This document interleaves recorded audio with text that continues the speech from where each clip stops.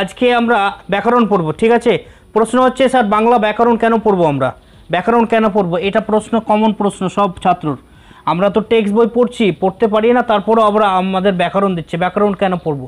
ওই টেক্সট বইটাকে সুন্দর করে পড়ার জন্য নিয়ম রয়েছে এর মধ্যে, ব্যাকরণের মধ্যে রয়েছে রুলস অ্যান্ড রেগুলেশন, নিয়মাবলী রয়েছে এর মধ্যে যে কিভাবে আমাদের পড়তে হবে। তাহলে এই ব্যাকরণ আমাদের নিয়ম শেখায় যে ভাষাটিকে কিভাবে পড়বো এবং কাকে কি বলবো, কাকে আপনি বলবো, কাকে তুমি বলবো, কাকে তুই বলবো না, সবাইকে তুই বলবো, সবাইকে তুমি বলবো। তো এই নিয়মাবলীগুলি, ভাষা নিয়মাবলীগুলো শেখায় আমাদের এই ব্যাকরণ। প্রত্যেকটা ভাষার জন্য নির্দিষ্ট একটি ব্যাকরণ রয়েছে এবং সেই ব্যাকরণ সেই ভাষাটিকে সুন্দর করে পড়তে সাহায্য করে, সুন্দর করে পড়তে শেখায়। তাহলে আমরা এই বাংলা ব্যাকরণ পড়ব, যে বাংলা ব্যাকরণকে সুন্দর সুষ্ঠুভাবে বোঝার জন্য, পড়ার জন্য, অন্যকে বোঝানোর জন্য এবং অন্যকে কোনো কিছু বোঝানোর জন্য ব্যাকরণ পড়ব।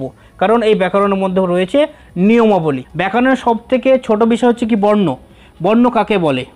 তাহলে বর্ণ কাকে বলে এটা আমরা আগে বলেছি কি, ভাষার সবথেকে ছোট চিহ্ন বা ছোট ধ্বনি যার কোনো খণ্ড বা টুকরো করা যায় না তাকে বলে বর্ণ।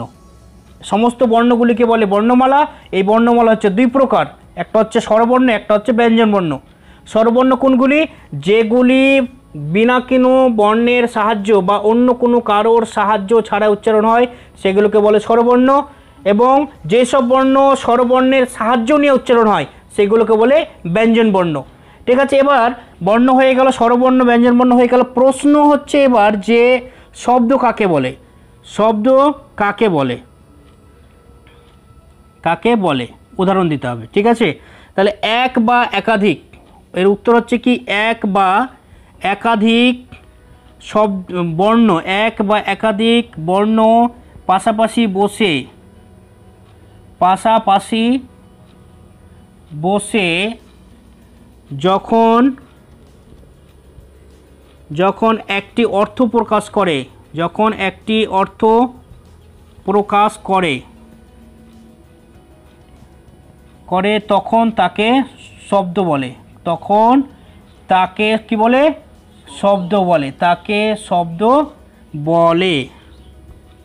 উদাহরণ যদি আমরা দিই, বল, বল, ক লম কলম, তালবস্য র মধ্যাহ্ন স্মরণ। বোঝা গেল?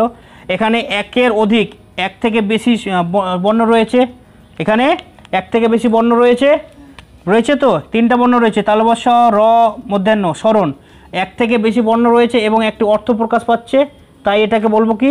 শব্দ। যদি আমি পাশাপাশি শব্দ বসালাম স্যার, এই তো মধ্যাহ্ন ব তালবস্যা, কোনো অর্থ প্রকাশ পাচ্ছে না, তাই এটা শব্দ হবে না। এখানে অর্থ প্রকাশ পাচ্ছে, তার জন্য এটা হবে শব্দ। ক্লিয়ার? এবার হচ্ছে কি যে বাক্য কাকে বলে? বর্ণ হয়ে গেল, শব্দ হয়ে গেল, এবার বাক্য কাকে বলে উদাহরণ দিতে হবে। বাক্য কাকে বলে, কাকে বলে উদাহরণ দাও। তাহলে এক থেকে অধিক বর্ণ পাশাপাশি বসে আমরা শব্দ গঠন করলাম, তাহলে এটা এক থেকে অধিক শব্দ হবে, তারপরে বাক্য হবে তো। তাহলে এর ডেফিনেশন বা এর সংজ্ঞা হচ্ছে এক বা একাধিক, এক বা একাধিক শব্দ পাশাপাশি পাশাপাশি বসে যখন যখন একটি সম্পূর্ণ মনের ভাব প্রকাশ করে, মনের ভাব প্রকাশ করে,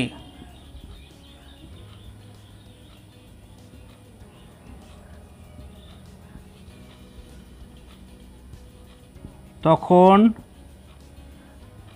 তাকে বাক্য বলে।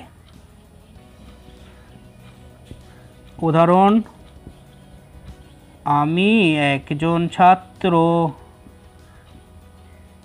প্রশ্ন হলো কি বাক্য কাকে বলে? শব্দ গঠন করলাম বর্ণ দিয়ে, শব্দ গঠন করলাম বর্ণ দিয়ে, বর্ণ কাকে বলে সেটা জানলাম, শব্দ জানলাম। এবার প্রশ্ন হচ্ছে বাক্য কাকে বলে? তো বাক্যের সংজ্ঞা হচ্ছে কি এক বা একাধিক শব্দ পাশাপাশি বসে যখন একটি সম্পূর্ণ মনের ভাব প্রকাশ করে তখন সেটিকে বলে বাক্য। কথা মনে রাখতে হবে, সম্পূর্ণ মনের ভাব প্রকাশ করবে, কতগুলি শব্দ পাশাপাশি বসবে? একটি বসতে পারে, আবার একের অধিক বসতে পারে। একের অধিক বলতে দুইটি হতে পারে, আবার পাঁচটি হতে পারে, আবার চারটি, পাঁচটি, ছয়টিও হতে পারে, মানে এক থেকে বেশি হবে। সংজ্ঞা হচ্ছে কি, এক বা একাধিক শব্দ পাশাপাশি বসে যখন একটি সম্পূর্ণ মনের ভাব প্রকাশ করবে তখন সেটিকে বলে বাক্য। সম্পূর্ণ মনের ভাব বলতে আমি একজন ছাত্র, আমি একজন ছাত্র, এখানে একটা শব্দ আমি, একটা শব্দ একজন, একটা শব্দ ছাত্র, এই তিনটা শব্দ মিলে এই বাক্যটা হয়েছে। এখন যদি আমি এখানে বলতাম যে ছাত্র আমি একজন, আমি একজন, আমি ছাত্র একজন, আমি পাশাপাশি শব্দ বসেও কিন্তু বাক্য গঠন হতো না।